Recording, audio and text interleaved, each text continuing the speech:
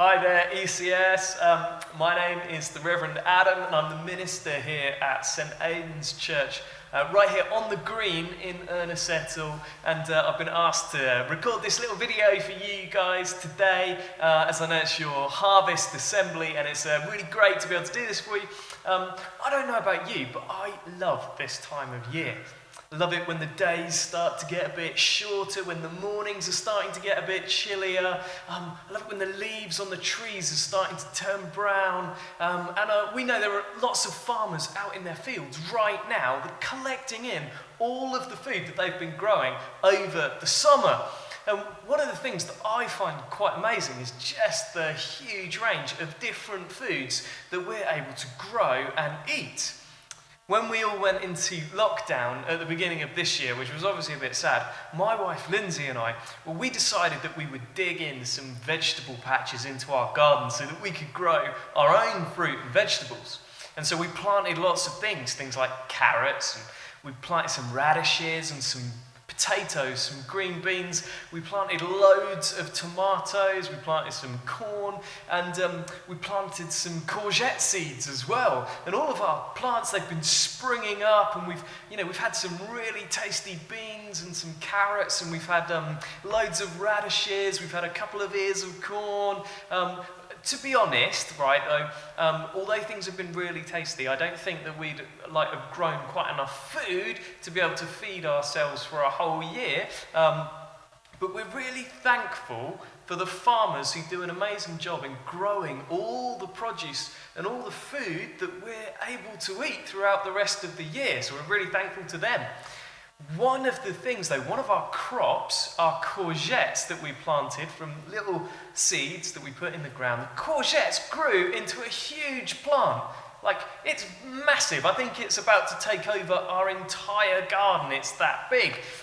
But after a little while, we started to look at this plant and we were like, wow, there aren't any courgettes growing on it at all. Not even a single courgette started to grow. And our friends, who were also growing some vegetables in their gardens and on their allotments, they started to come to us and saying, hey, look at these amazing courgettes that we're growing. And some of them were massive, just like this. And they had so many courgettes, they could have started a courgette farm. That's what we were thinking. And we were like, we haven't got anything. Our poor little courgette plant, which is taking over half our garden, hasn't got any courgettes on it. And then one day, there was a courgette flower on our courgette plant, and suddenly one day it started to grow a little bump. Just a little bump. And then this bump got a bit bigger, and it got a bit bigger, and we thought, oh, this is amazing. We're going to have loads of lovely big courgettes, just like all of our friends have got. And then some more flowers came on the courgette plant, and some of those started to get bumps as well. And then there were even more, and then there were even more. And the first courgette that started growing, well, it started to get a bit bigger. And as it got bigger, it started to get a bit rounder. And bigger and rounder it got. And soon, this courgette was the size of a tennis ball. It was like this. And we were starting to think, that's a bit strange. This is a very odd courgette. And then not long after, we checked again, and this strange courgette continued to grow. Now it was the size of a football, and it was starting to turn orange. And in fact, this is what we ended up here. I've got it right here. Check out this courgette. It's massive. We couldn't believe it. Well, what we realised we'd done was we hadn't planted courgette at all. We'd planted pumpkin seeds. You see, the seeds look quite similar, and the plants look quite similar, and the flowers on the plants look the same, but the fruit that you get is very different.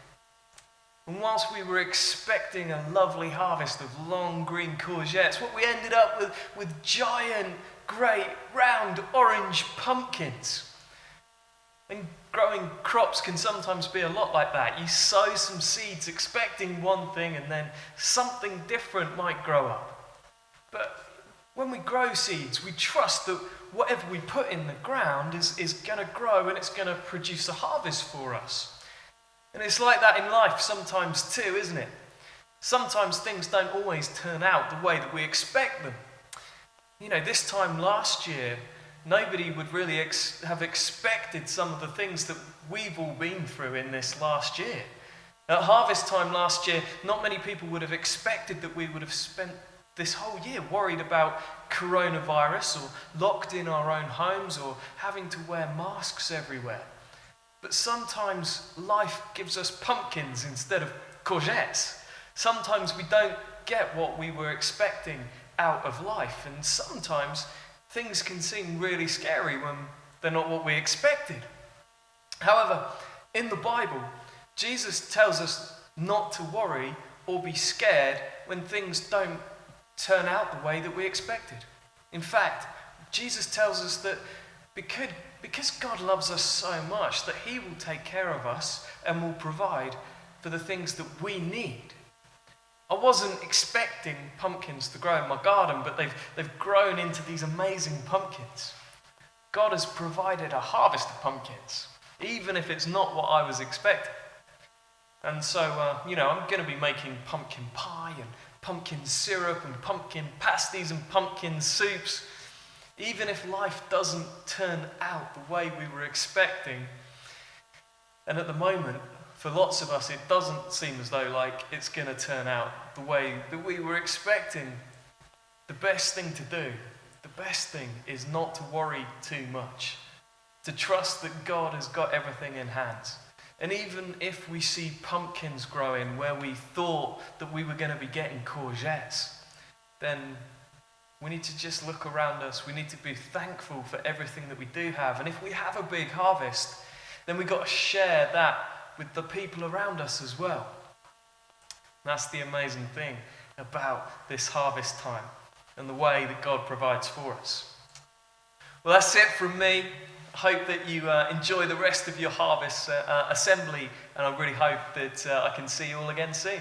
Take care, ECS. Bye.